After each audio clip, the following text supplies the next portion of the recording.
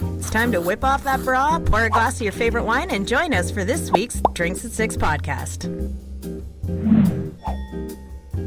Welcome aboard, Monica. Welcome to the Girls' Cave.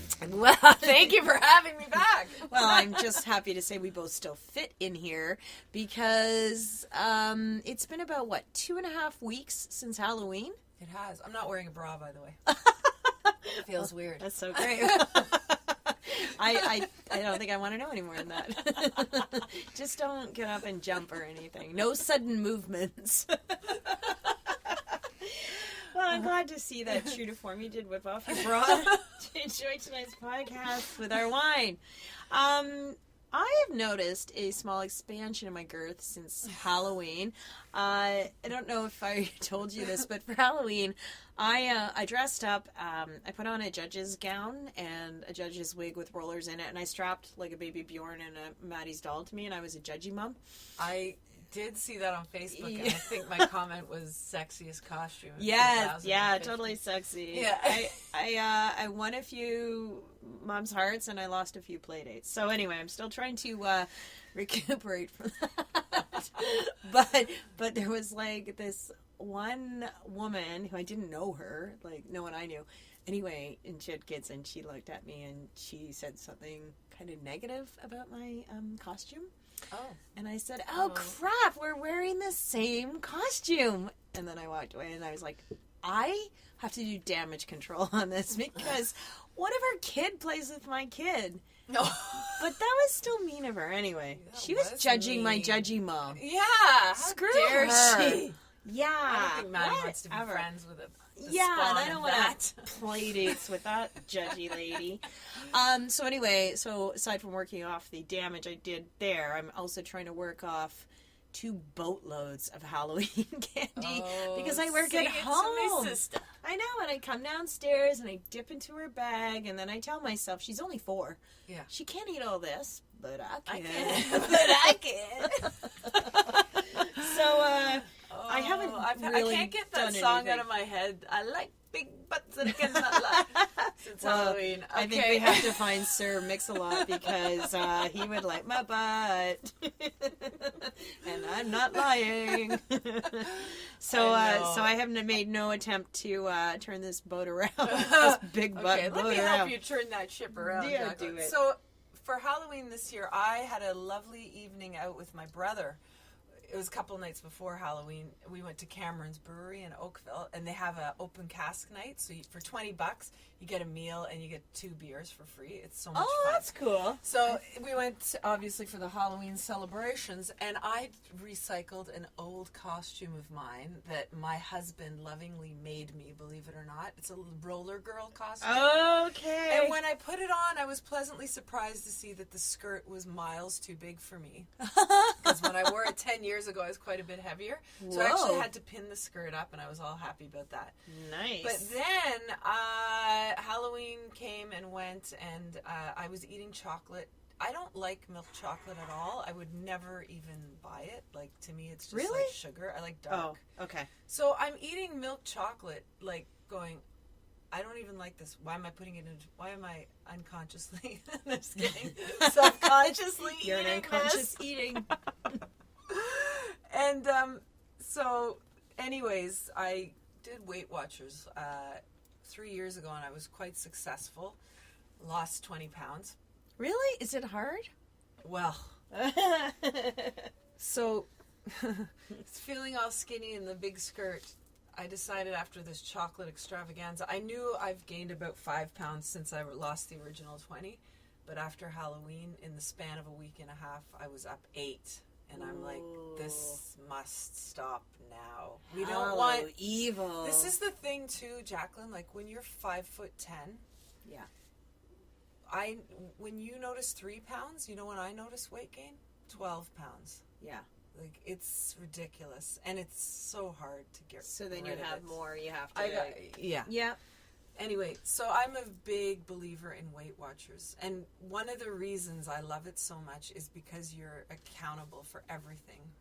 So you have this little tracker on your phone. You put everything in there that you eat. You put all your exercise in there. And then they give you bonus. They call them points. So 1 point represents 50 calories. Right. So you get bonus points that you can use up throughout the week. And so you start off the week with 45 points. 1 glass of wine Gulp. is... What? 1 glass of wine is 5 points. Oh. So for me, yeah. That's Okay. upsetting. So 2 glasses, you're already like going nuts. So I like to, let's do some quick math here. So if you don't have, and if you can be a good girl all week, that means on a Saturday night, you could have 7 glasses of wine and use up your extra points. But you have to You suffer wanted for to. 6 nights to I do know. that. Anyway, this is not about the alcohol. But anyway, Okay. so yes, you know what? It's a great program. Now I want to talk to you about It sounds amazing. why do I sound like an infomercial? I want to talk about Well, you look great. why. Thank you. Why do you overeat? Why? Why? Well, you know Everybody what? has a reason. I love to cook a really nice meal certain nights of the week. Like Greg and I will do that, and it's special because we'll have a glass of wine. I love to try a new recipe. I love to cook. But why I overeat? It's not even that I overeat. I really don't overeat. I eat like crap. So if most of the time Greg gets home from work late, so I'm making Maddie dinner. So I eat with her and nibble with her because I'm starving. Then I eat again when Greg comes home. Mm-hmm. So I'll eat a little bit with him and a little bit with her. But she likes pasta. Kids love carbs, right? Mm-hmm. Or I work from home during the day. I run downstairs. I need the quickest thing possible because I don't have time for lunch. So I'll have a sandwich. So I'm having bread. Carbs, right? And so when I'm really tired with Maddie, I eat on the go. I eat carbs. They give me energy. So I'm not a huge eater. I'm just a crappy eater. Really? Yeah. And then, of course, I have wine. So I'm not an overeater. I'm an overwiner. Yeah, and wine's got a lot of carbs. Yeah, like every night, Greg puts Maddie to bed. I work all day. As soon as she gets home, I stop and I play with her and then I make her dinner. And then when he puts her to bed, I start working again. So I have a glass of wine or two because it just relaxes me. Mm-hmm. It's been like go, go, go since 6:30 a.m. Yeah. And, so I have a glass of wine because I feel like it. And then, the worst culprit for us is that he puts her to bed, I go back to work, and then we make our dinner at 9 o'clock at night. So we're eating late. Yeah. So we might be eating like half decently, but we're still eating late. Exactly. Yeah. So that's my thing. Now you're an unconscious eater. That's really I'm like difficult out when I eat. You're asleep when you eat, so you're not burning any of it off. Not to make fun of your. Oh my God! I know malaprop we were having a problem with that, but I wish there was a better word because I don't even feel like it's subconscious. I feel like it's. Well, I'm just not conscious of what I'm putting into my mouth. Yeah. Right? So, yeah, for me, it's a social thing. It's also a feeling of loss of control. What is when you're eating or when I'm when eating? So right now, in my life, I've been working for 1 year on my website. Oh, yeah. It's been, one thing after another. The process isn't a horrible one. It's just, I think when you create something like a website, you learn a lot about yourself and you start changing things a lot because you think, what am I putting out there? What's the message I want to... So anyways, there's a lot of that. There's back and forth stuff with web guys and all this. But, so I've got that. I have Christmas shows coming up. I've, all these little things about running a business. So I have to be very, very careful because as soon as I lose control, I have this perception that I'm losing control and I'm overwhelmed and there's too much on my plate. Yes. The one thing I can control is what goes into my mouth. And I have two choices. That can be a positive thing or a negative thing. And when I take negative road and I start shoving Halloween candies in my mouth or having an extra piece of chicken with skin on it for dinner or all those things that I love, that's when nothing gets finished. It's amazing. The food and my production are in silence. It's like they're walking together, the same path. So there's all these loose ends in my business I didn't get to and I didn't finish up because I'm not in control. I'm not in control of what I'm eating. I don't have a plan. I feel like I'm very, very scattered in my mind. As soon as I get back to Weight Watchers and I go in there and I do my check-in and they say, okay, Monica, you're 8 pounds now over your goal weight. I go, okay, it's almost like I'm going back to school. Like, I need to be accountable for this and I need to get better. Mm-hmm. So I go back to the eating, go back to the exercise, but I'm almost like fanatical about it, where I feel like I got to do this 100%. I am not failing. And I'll, and then the same thing happens with the business. Now, on the business side, I love it because all of a sudden everything starts lining up and I become very organized, very methodical, right. Push things out in a timely manner. Things start happening, right? But with the food, I'm like psychotic. Like, I feel like I'm not going there for dinner because they're going to serve this and this, and I'm not eating that. Like, really? It's not, I don't know how to balance this out. And Weight Watchers gives you all the tools to balance it because they say for every, 10 minutes that you exercise, you get an extra point to eat. You get an extra 50 calories to eat. Wow. For every week, you get an extra 42 points. So, it's there's just rewards. Really, there are rewards. Yeah. Yeah. Yeah. But, like, how do you, I don't know. For me, food and my success they walk hand in hand. But that's like an emotional thing. That's psychological, right? Right. Yeah, very much. So, Jacqueline, you're looking like, I want to take a picture of you because you look like right now, like you got doctor. Something like Dr. Jacqueline. I feel like I'm looking at you like I my need to therapist. Yes, please judge me. I'm Please judging tell you. me. I'm a judgy mom. Put the glasses on your upper lip again. I like Miss Beasley. I liked when you had, yes, Miss Beasley. Monica, why are you There. eating those extra pieces of Monica, chicken? they're calories, they're not love. But they are love. I know. Well, it's funny because a friend of mine, Tara Hunt, she's like social media guru. She's getting married in September to this awesome guy.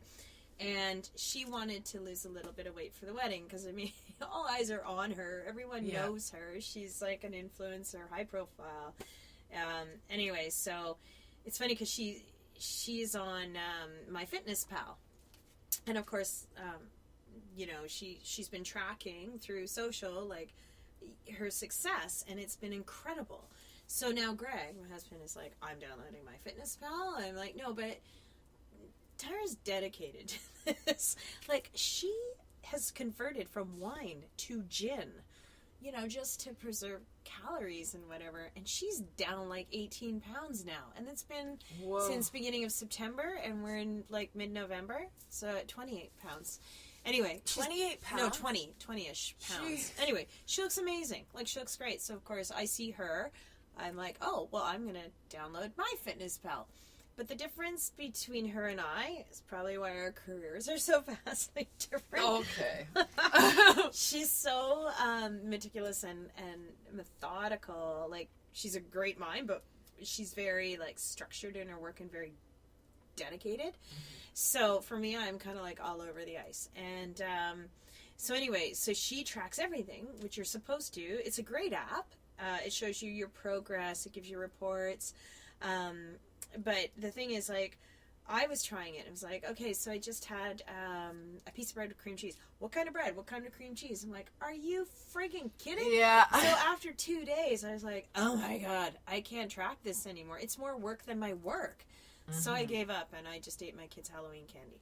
But she looks But you know what? I think the thing with the Weight Watchers, too, is it has name brand stuff, so it's really easy to find things.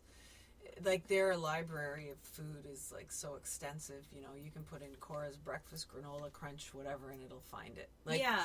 But the other thing is like, you want to get fanatical. And I don't know if Tara's doing this. You might want to ask her. A lot of times what people will do is they'll just, throughout the week, eat the same things. So they build a favorites list. Like, I've asked her about her diet. Oh, and for her. But I think maybe for her, she's eating more from the earth. She's not looking up breads Yeah, well, and- they say, like, not that this has anything to do with that, but when you're grocery shopping, right? You Yeah. shop the perimeter. Yeah. You do That's not right. go into the aisles. I live in the aisles. I have a kid who wants snacks, and bear paws are not on the perimeter. And I'm sorry, but sometimes frozen pizza. What was that? Nothing. I think I just gained 50 points by saying that. But it's interesting to watch, like, you and to watch Tara and to watch me fail on it after 2 days. But it's all about the way that you approach weight loss. For me, I would rather just... it's like stab my ass out with I'd a rather fork. stab myself with a fork in the eye. But no, it's like kind of like when I go to the bank and they give me my receipt for my balance, I throw it away immediately. I don't look. I don't want to know the damage. I hate knowing the damage. So when I am trying to lose weight, I just start eating salads and soups. I work out more. I walk more. I don't look at the calories or whatever because I get discouraged too easily that way. Whereas some people are so goal oriented that Weight Watchers and MyFitnessPal, it's a better system for them, right? Yes, that's right. So it depends on your psychology about weight, or not about weight, but how you What motivates you? Like, and what- how do you need to get that information to keep you going? Yeah, that's you know? exactly right. Yeah, that's very true. I have a very funny story about a Weight Watcher meeting that I went to in the early 90s. This is going back quite a while because I've been with them for years. Sorry, can you pour me 50 And, points of that wine? Oh my God. Have you noticed I've been really savoring this? Yeah, you have. Few sips. Kind of I have. annoying. Yeah. Anyways, so So I'm at this meeting, and there is a woman that sits at the back of the class that never says anything. Nothing. She never contributes because we have meetings and everybody can talk about their experiences. But every meeting I've gone to, she's been there. I've heard her story from other people. Incredible. She lost 150 pounds. She was like so far overweight to the point where, like, she was morbidly obese, right? Right. And she lost that 150 pounds through Weight Watchers, through diet and exercise. And because she exercised, she didn't need any surgery or anything. Like, her Good body for her. or skin Even looked the extra good. skin, huh? Yeah. Okay. So that really helped her as well. Anyways, never says anything. 6 meetings in, our meeting happened to be the week after Thanksgiving. Not Thanksgiving, Halloween. Sorry. Oh, Halloween. I call everything Thanksgiving. I do that with Christmas too. I don't know why. Yeah. Anyway, I'm very thankful. Because you're all about gratitude. Yeah. Right. So anyways, we're all sitting in this class, and one lady, they ask the question, how are you dealing with Halloween and candies and everything, right? So one woman puts up her hand. She says, I'm not dealing with it well at all. So, well, tell us a little bit about that. She says, well, 2 weeks ago, I bought a bag of mini Mars bars, and I ate them in a day. And so I've been eating a bag of mini Mars bars like pretty much every other day. Yes. Oh my She God. said, I've fallen right off the wagon. That's why I'm back here, because I'm out of control. I actually purchased another bag of mini Mars bars on my way over to the meeting and made my way through half of the bag. And the way I'm feeling right now, I fully intend on eating the other half when I get back. Oh, jeez. So all of a sudden, the hand of the lady that never speaks goes up. We're all like, what? She's going to speak? What's going on here? So the instructor or whatever, the Weight Watchers leader says, you have something to say? She goes, yes. I want to talk to the lady about the Mars bar addiction. She goes, yes. She says, I want you to go home, and if you can, save one of those little mini Mars bars for when you get home. And I want you to take all of your clothes off, and I want you to get naked, and I want you to sit in front of the mirror, and I want you to watch yourself eat that last mini Mars bar. I guarantee you it'll be the last time you eat it. Really?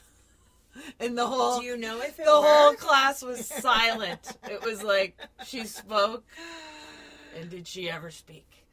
And do you know if it ever worked? I don't know. Did you go home and sit naked in front Nope. of chicken with skin on it? Yeah. Damn you for bringing that up, Jacqueline. Is that what I have to do? Well, at least you were awake for that one. Oh no my- more unconscious eating. That's I mean, I've heard that a lot. Like, you know, if you have an Yeah. addiction to something, eat it in a bikini. maybe not naked, cross-legged in front of a mirror. I just feel like that's like so many reasons never to eat again for anybody. I know. And this is very derogatory because I don't want to come off like, oh, if you're fat, you don't look good. You know what? Everybody has to be comfortable with where they are. It's not being about fat. It's not about loving the skin you're in. Exactly. Dove, right? That's like, right. It isn't about fat or too skinny or whatever. Mm-hmm. It's how comfortable you are with that. Mm-hmm. If you feel like you look great cross-legged with no underwear on, eating that cross bar, I'm sorry, like, what was with the no underwear? Why did she have to? Anyway. No, it was naked. Naked. That's my point.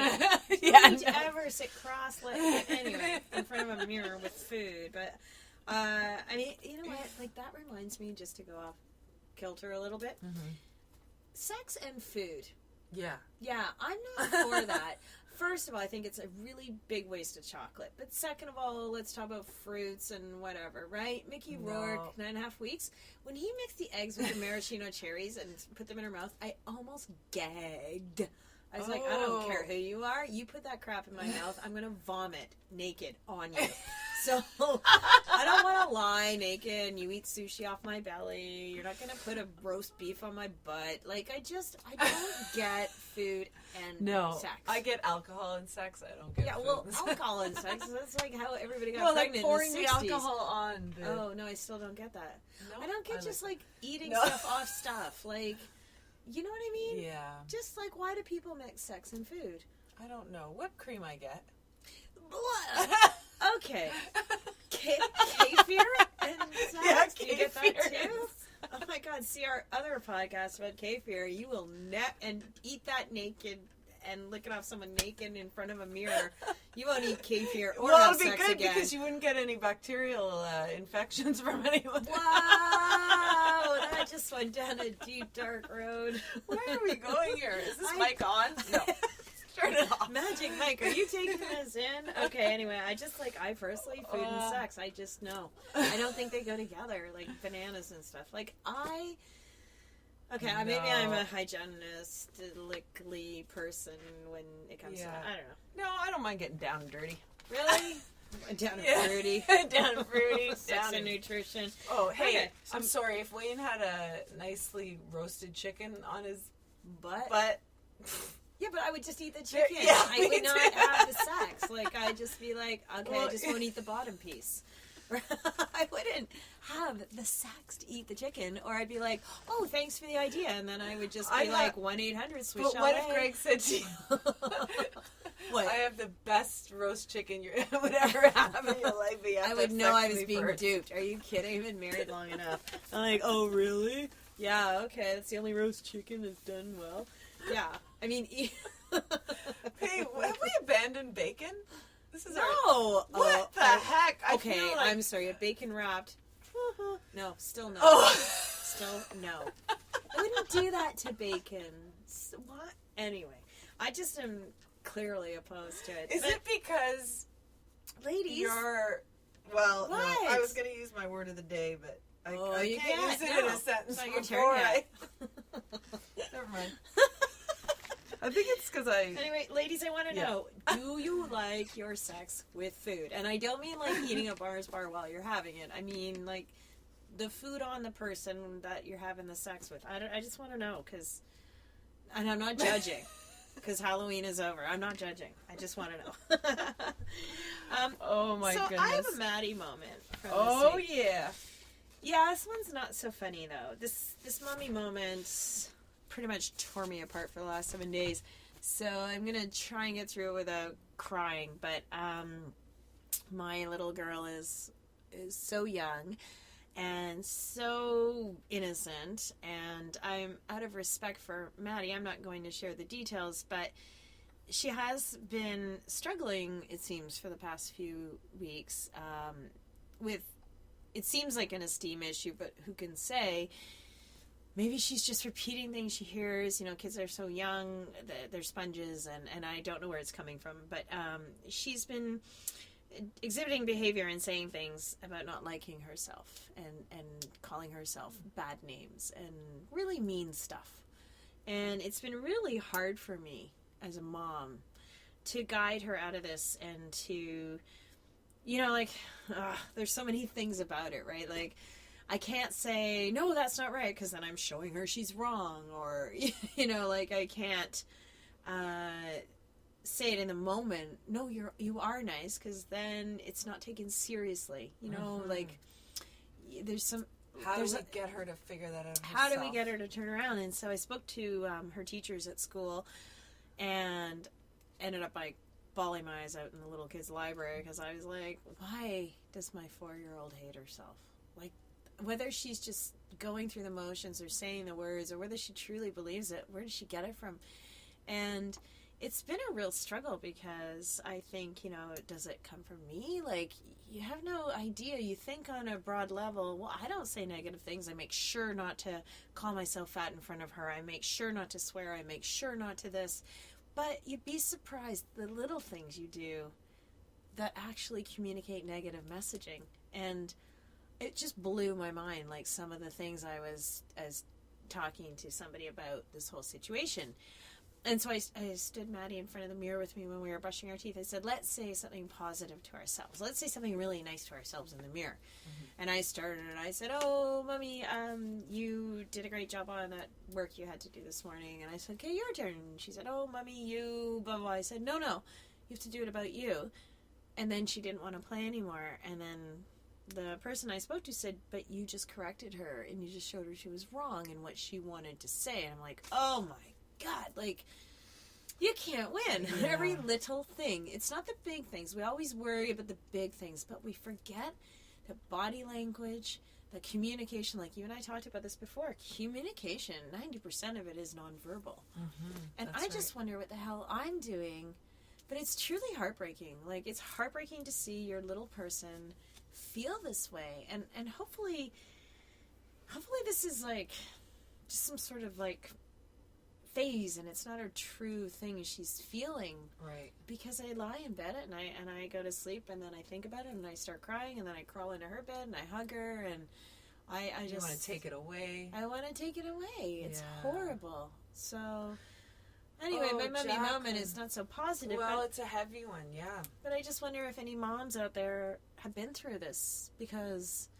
You know, like you and I both know, it's horrible to see when someone doesn't feel good about themselves, but when it's an innocent little person with no history to create that, you just gotta wonder where it's coming from, and are you the problem? Right.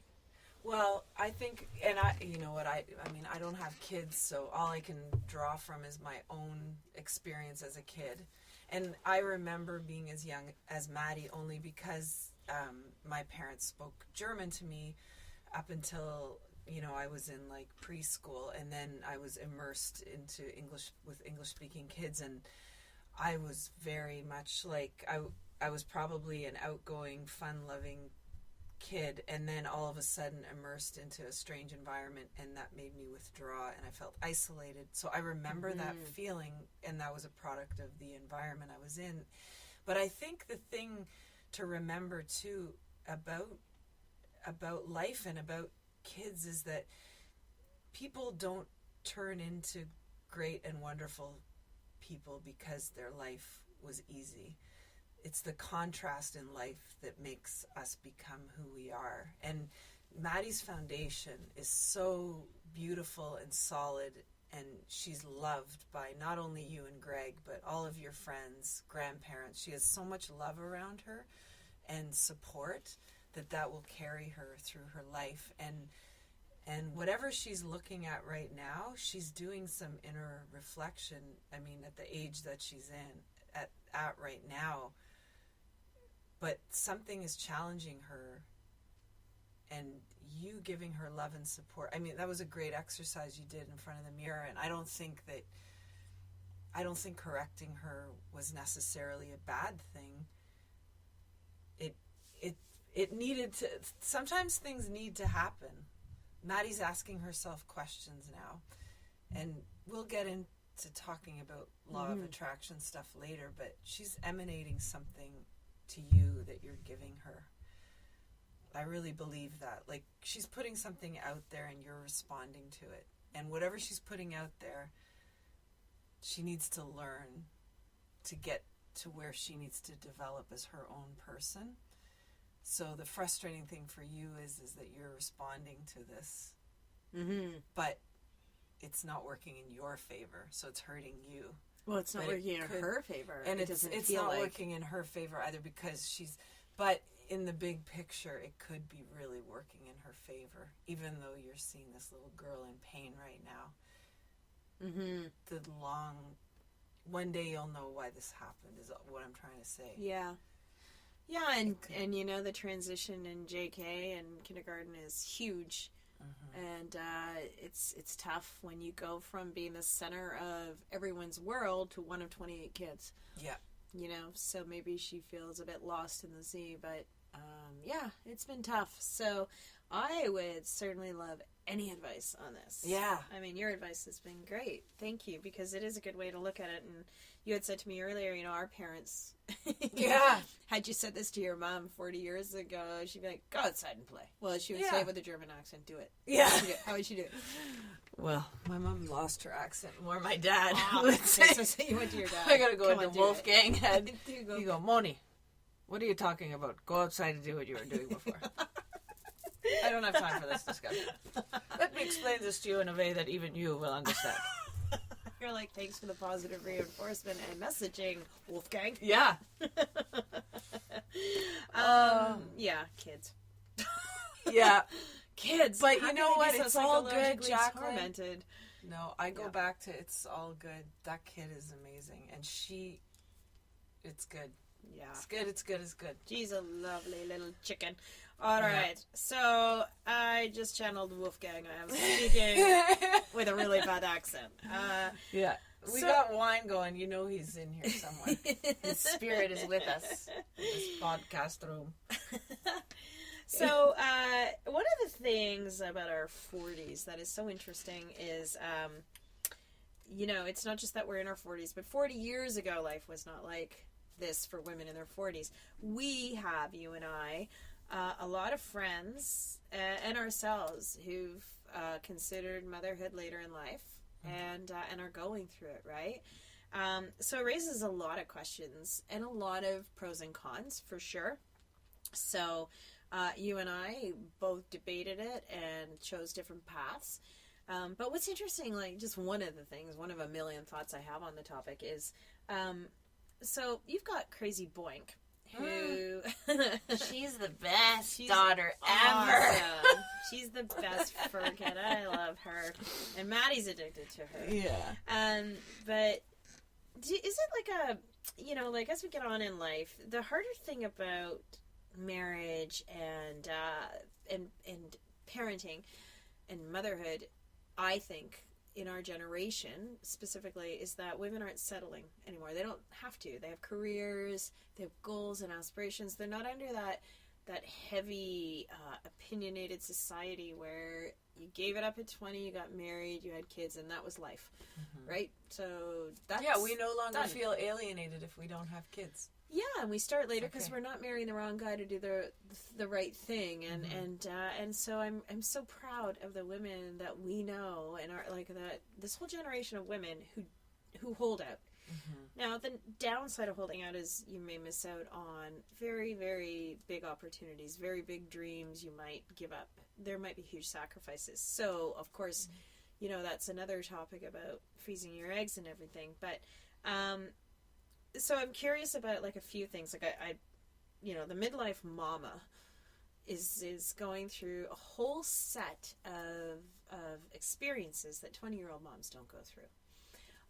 But women who don't have kids, is it just inherent in our nature that even if we don't have kids, we still have a need to nurture, and therefore we take that need and we get a pet, or we do something where we have an opportunity to show our nurturing side? Like, oh, I think so, for sure. Yeah? You know what, I even, when I look at, like, historically, like, who I've been from the time I was, like, of child rearing age till now, anytime I've had girls come and work for me, right away I'm like, I want to be their mummy. Like, I really find it hard to just be professional with them. I want to tell them stories. I want to help them get on in their life. I do want to mother them so bad. And growing up, we never had a pet, so I've never had any desire to have a dog or a cat. Or to me, it's like, why the hell would you even do that? Like, I don't even understand. Like, I would go over to friends' houses, and their dog would come up to me, and I'd be like, "Get your dog away!" Like, what does the dog? Like, get the dog out of here! Doesn't it live in the backyard? Like, I had that really like European, like, ew, your dog sleeps on your bed. That's disgusting. Oh, right? Yep. Like, that's how I was raised. And Wayne, he wanted a dog so bad for years and years, and I'm like, I don't know, it's not for me, whatever. And then I said, I know friends that have had dogs, and I don't know what their problem is when the dog dies, because I'm like, well, just go get a new one. Like, what are you crying about? But I said, there is some pain there that I've seen that I don't think I want to go through ever. And then in 2012, I lost my dad. And Wayne's brought the dog thing up again. I said, you know what? Get the damn dog. After losing my dad, I don't give a crap. Nothing can be as horrible as that, right? Yeah. Okay, so a year later, we get this little girl named Boink, who's 5. She's a Jack Russell Pug mix. And I feel like I'm a crazy, insane dog lady, and I don't know what I'm going to do when that dog dies. I think about it constantly. Every morning when I get her out of her crate, when she jumps all over me and she's licking me and she can't wait to have her breakfast and she can't wait to go for her walk, I'm like, when you die, it will destroy me. Yeah. Like, I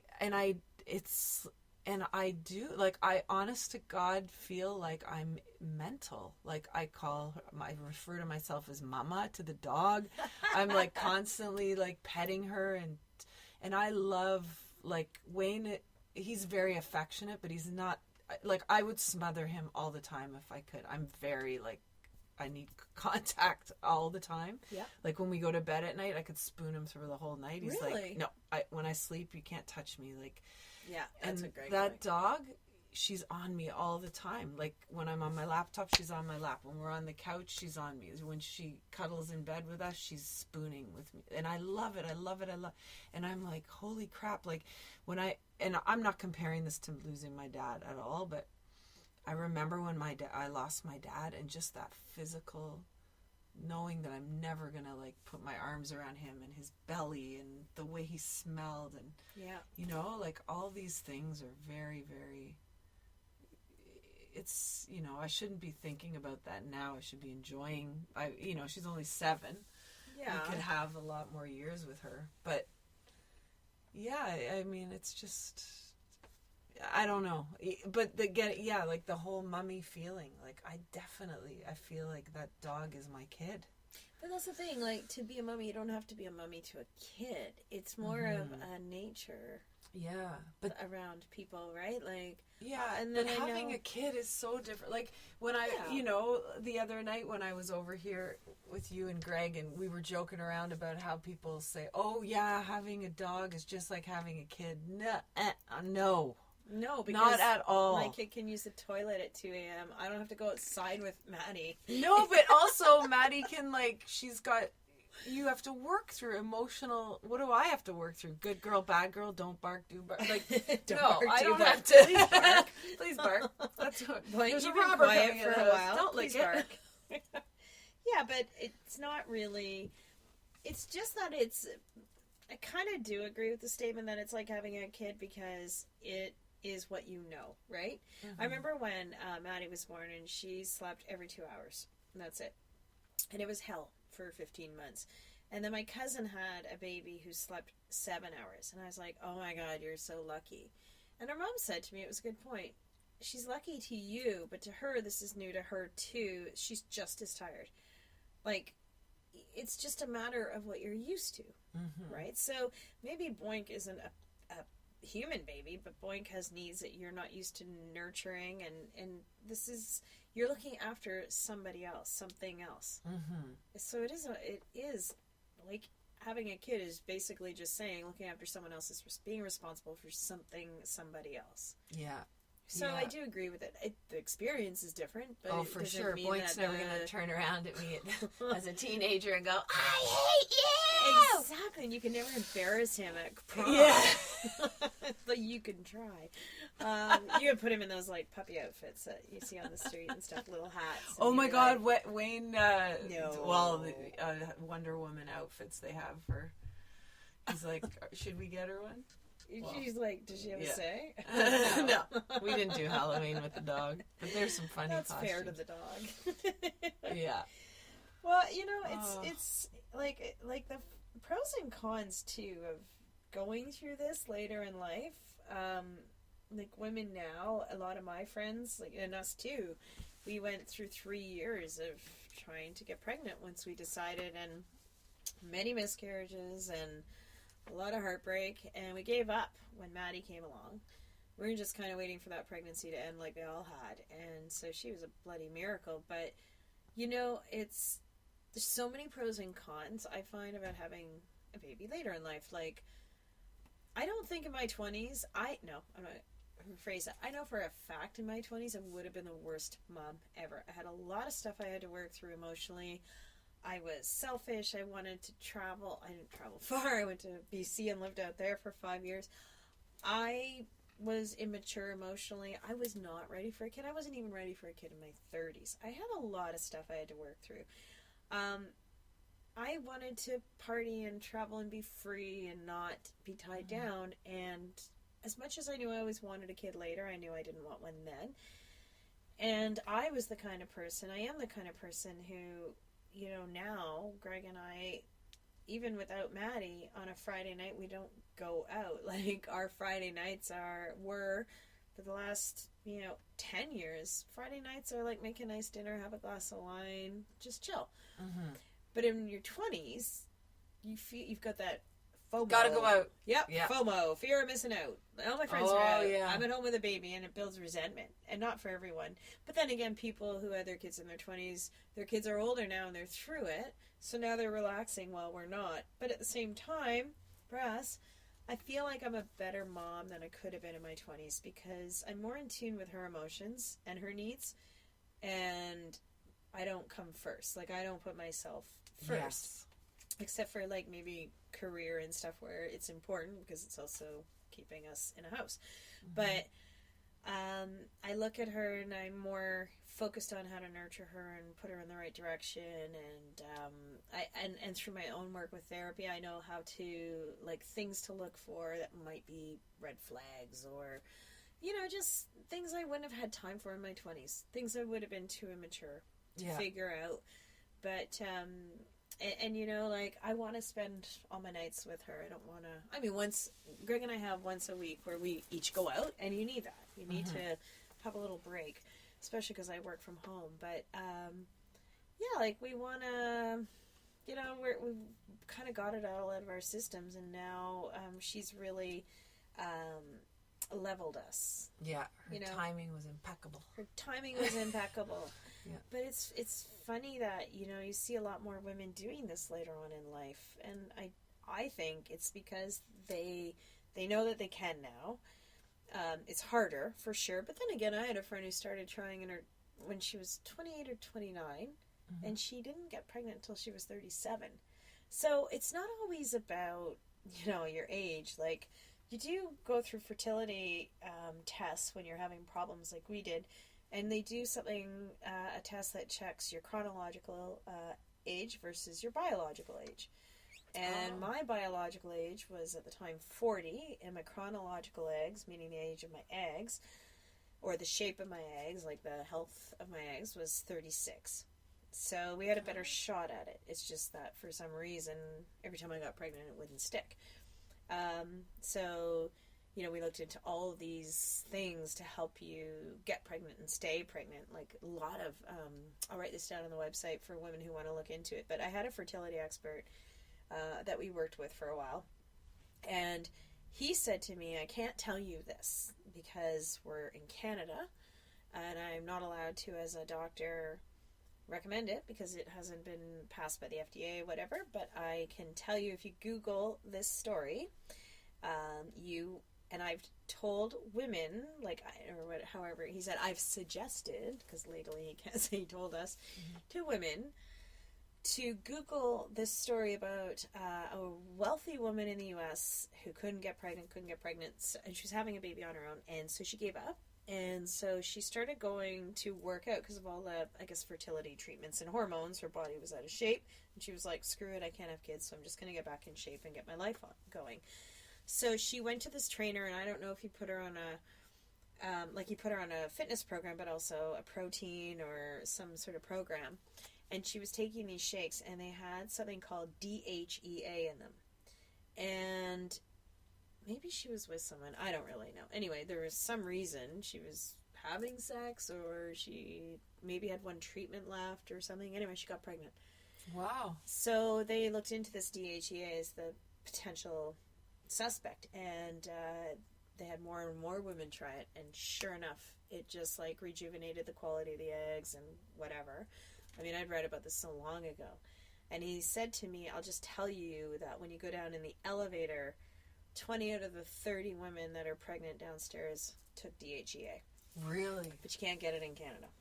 Okay. So that's the trick. But so I have a friend now who's trying to get pregnant who's trying DHEA. So just started last week, so we'll see.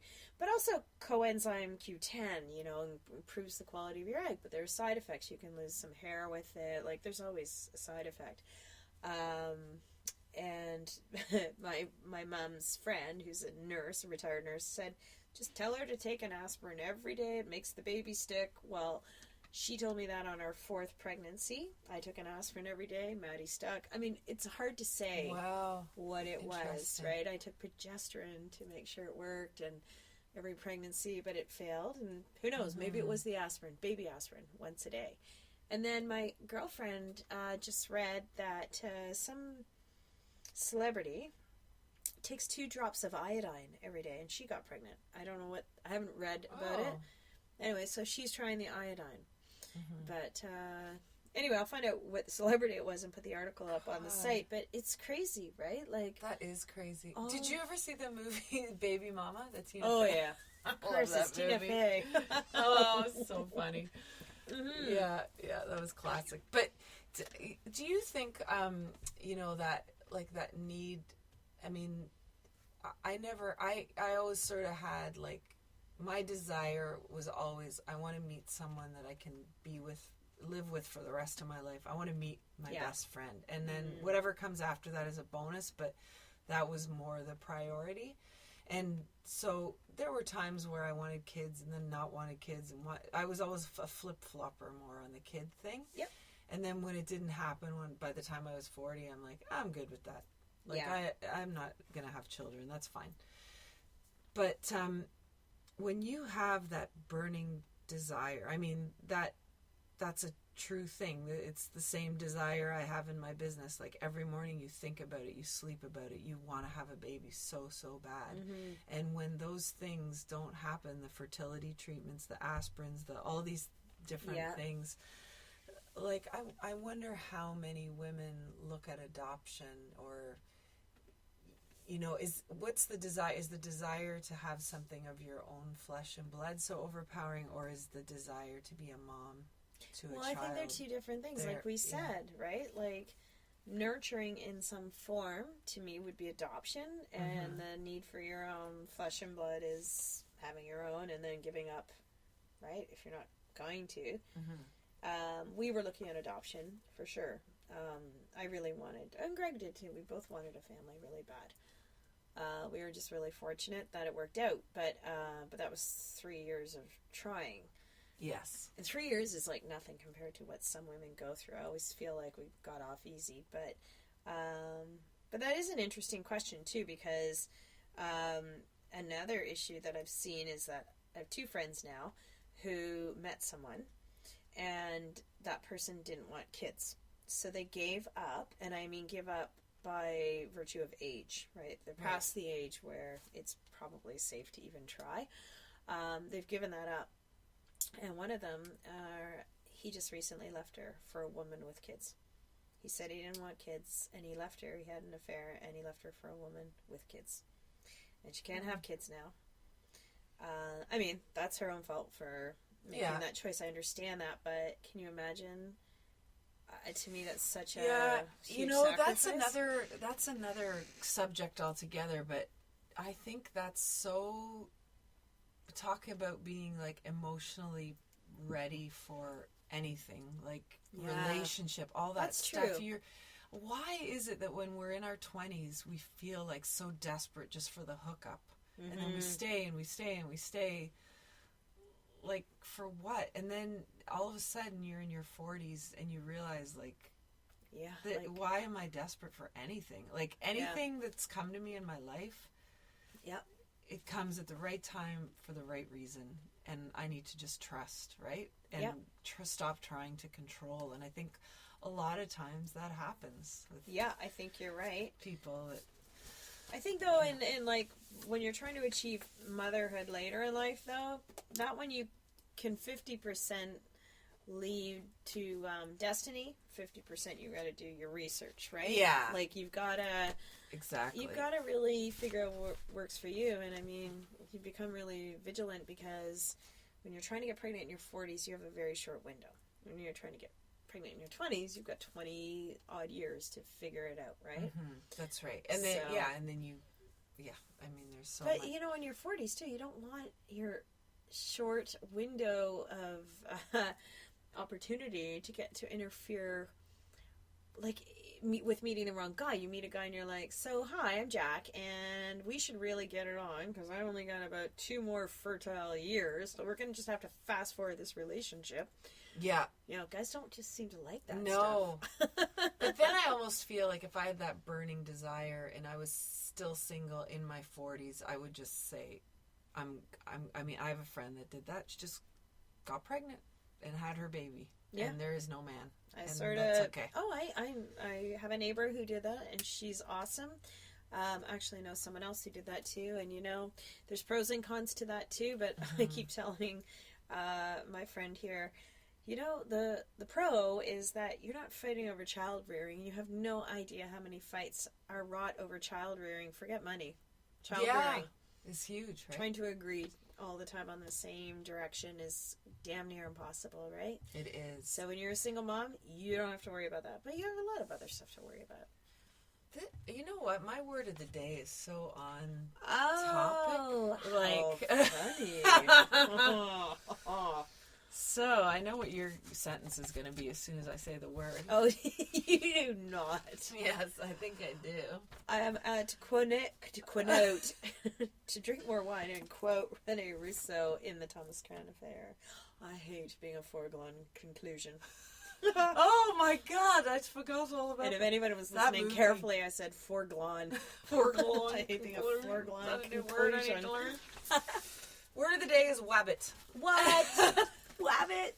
You wascally. Really?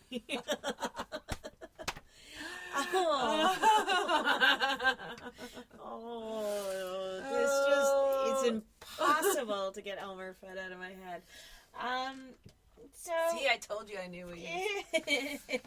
I was actually thinking you might quote a good old cereal commercial from the 70s. Ooh, catch that? Silly wabbit, Twix for kids. Oh, yeah. Okay, so... That's not your... Okay, is it a verb or a noun? It's a verb. Really? Mm-hmm. Okay. It's so impossible not to go for the obvious here. Wabbit. Oh, God. I've never, well, not that I've heard any of the other words You've used. never heard this one? I've never heard this used. Do you understand the definition? Like, is it, like, yeah, obvious? Yeah. Well, no, it's not obvious by hearing the word. It just sounds like rabbit with a W. It really does. I don't like this one. I know, it's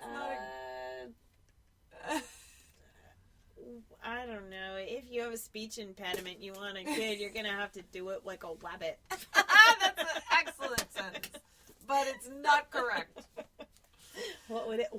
Well, as I did in the last podcast, I kind of pre-prepared on my sentence this time. Oh, you're Yesterday morning, I got up early. This is a true story.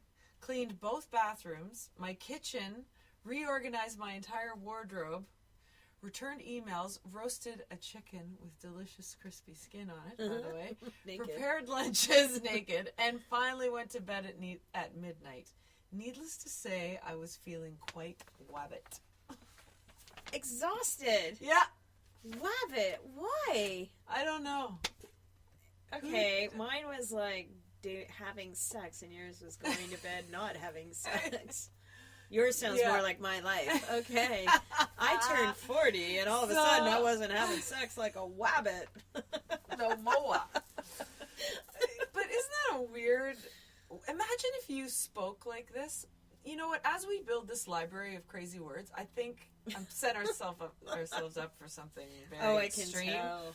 But wouldn't it be fun to do a podcast where we have a conversation using those words instead of real words? The real words we would actually... These are common real folk. words, Jacqueline. Instead of using common folk words? Yes, common folk, like imagine exhausted. if we spoke above everyone. You know what the German word for exhausted is? What? Anstrengend. Doesn't that sound like more like exhausted than Anstrengend. I'm just anstrengend. My cousins overuse it all the time. I'm like, okay, really? Enough with the anstrengend. Pick yourself up and keep on rocking. Unstrangling. Sounds like I'm unstrangling somebody. I was going to kill you, but I then want I to decided I unstrangle was someone when they say unstrangling to you. Oh, God. That's such... Yeah. What? Lost. Well, this podcast, it's so good. And I just want to say one last thing about the whole weight thing. Yeah. Sometimes I feel like a total jerk when I talk about it because I feel like I come off like, oh no, we have to be skinny to be successful and be skinny to, and it's not that. I'm only talking about my own personal crap with myself. Yeah. And you have to be skinny to get through narrow doors. That's true. See? You do. Yeah. So, yeah. No, but I don't. But I think weight is personal to anybody, right? Some people are happy sitting at different weights. Doesn't matter. I actually wish more than losing this 8 pounds that I had the confidence to be good with the 8 pounds on me and not have it overpower me. That's my problem. That's ridiculous. Well, maybe we can help you get there with some listener support. You look great. And especially because you just did this. You didn't do this naked eating a Mars bar in front of a mirror, but you did do this podcast without a bra. That's true. And I don't feel a lot of flippy flop. I feel quite firm. I know. What's that on the floor? Is that your nipple? That's a good way to end. Cheers! Cheers! Clean those up. Thanks for joining us. And hey, send us some pictures and we'll stick them on the page at #drinks@6. And we would love to know what you think of the podcast. So we're feeling lonely, but we've been getting some great feedback from listeners the past couple of weeks. So why can't you be one of them? Email us and Jacqueline at drinks@6, or just visit the site drinks@6.com. If you're listening to this on YouTube, we want to hear from you. So until next week, happy wine and happy cocktail hour. Yeah.